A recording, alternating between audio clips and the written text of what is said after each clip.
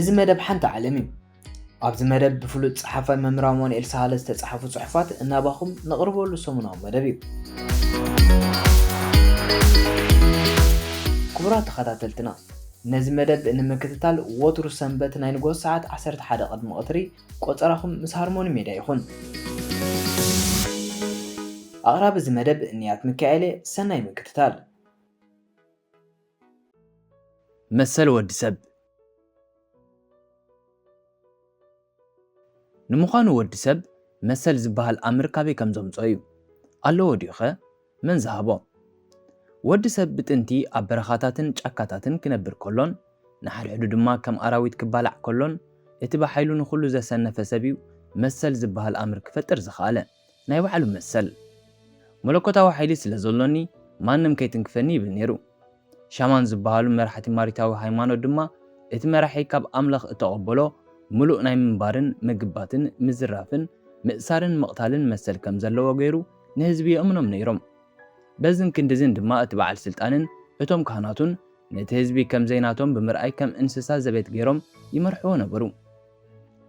ኣብ ፍጥረት ሓይሊ ዳ እምበር መሰል ዝበሃል ነገር ዘሎ ኣይመስለንን። ግን ምናልባት እቲ በዓል ግዜ ወይ በዓል ስልጣን ከምዚ እንተገበርካ ከምዚ ክትረክብ ኢኻ ይብለካ ነይሩ ይኸውን። ነቲ ንሱ ዝገብረልካ ድማ ከም መሰል ጌርካ ትወስዶ ነርካ። ግን ንሱ ልዕሊ ሕጊ ድማ ስለ ዝኾነ ውሕስነትሲ ኣይነበረካን። ሓርገጽ በሊዑ ምስ ጸገበ ኣብ ገማግም ሩባ ኮይኑ ድማ ፀሓይ ይጽሎ። ኣብ እስናኑ ናይቲ ዝበልዖ ስጋ ተረፍ መረፍ ኣሎ። ከልግሶ ይደልዩ ግን ኣይክእልን። ኣፉ ሃቢሉ ይጽበእ ከመይሲ ነዚ ስራሕ እዚ እትከናውን ዑፍ ከም ዘላ ስለ ዝፈልጥ ንሳ ኣብ መንጎ ክልተ መንጋግኡ ኣትያ ከም መሰቕሰቕ ስኒ ብምዃን ነቲ ተረፍ መረፍ ስጋ በባሓደ እናለቐመት ትበልዖ። ምስ ወደአት ድማ ነፊራ ትኸይድ። እቲ ሓርገጽ እንተዝደሊ ኣብ ውሽጢ ኣፉ ኸላ ምቆርጠማ ግን ተድልዮ ስለ ዝኾነት ንሒፍዋ። እታ ዑፍ ምናልባት ተሓስብ ነይራ እንተትኸውን ነቲ ስጋ ምብላዕ መሰለዩ ምበለት ነይራ። እቲ ሓርገጽ እውን ብወገኑ ብዑፍ ከግልገል መሰለዩ ይብል ይኸውን። ግን እዚ ኩሉ ከም ሓሳብ ኮይኑ እዩ ዝተርፍ። ኣብ ግንባሮም እተጻሕፈ ናይ መሰላት ዓንቀጽ የሎን እምበኣር መሰል ክበሃል ከሎ ተዛማድን ዱልዱል መሰረት ዘይብሉን ተናቓፍን ምዃኑ ክንርሳዕ ይግባእን። ወዲ ሰብ ኣብ ግንባሩ እተጻሕፈ ናይ መሰል ዓንቀጻት የብሉን። መንግስትን ሃገርን ምስ ፈጠረን ኣንጻር ተዓማጽ ስርዓታት ድማ ህዝባዊ ናዕብታትን ሰውራታትን ምስ ኣካየደን እቲ ንቕሓት ህዝቢ ድማ ብፖለቲካውን ፍላስፋታት ክብ ኢሉ ምስ ጸንሐን እዩ ቅድሚ ሕጂ ሓሲብዎን ዘኪርዎን ዘይፈልጥ እዚ መሰለ እዩ እዚ ግበእ እዩ ዝብል ርእቶታት ከቕርብ ዝጀመረ።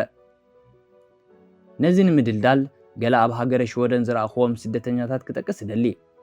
ዝበዝሑ መሰሎም እውን ኣይፈልጡን እዮም። እዚ መሰልኩም ኢልካ ምስ እትነግሮም እውን ናይ ንቕሓት ጉድለት ግዲ ኮይኑ ስምዒት ኣይሂቦምን። ገሊኦም ድማ ስለምንታይ ኣብ መብዛሕትኡ ኣብያተ ቤት ጽሕፈት ኣንስቲ ጥራይ እንሪአን ብምባል ይገርሞም። ደቂ ኣንስትዮ ኣብ ኣብያተ ጽሕፈት ገበርትን ሓደግትን ንምዃን መሰል ክህልወን ከም ዝኽእል ኣይፈልጡን። ይኹን እምበር መሰላት ወዲ ሰብ ንኽገፉ ዘለዎም ተኽእሎታት ዓብዪ እዩ። ዓለም ናይቲ ዝሓየለን ዝተባላሓተን ብምዃና መሰል ወዲ ሰብ ድማ ታሪኻውን ማሕበራውን ኢቮሉሽናውን መሰረት ዘይብሉ ብምዃኑ ማሕበራዊ ፖለቲካዊ ወይ ጸጥታዊ ስጋት ወይ ምዝንባል ኣብ ዝረኣየሉ ግዜ መሰላት ወዲ ሰብ ንኽገሃዝ ግዜ ኣይወስድን። ገለ ሰባት መሰረት ኣምር መሰለ ወዲ ሰብ ሃይማኖት እዩ ይብሉ።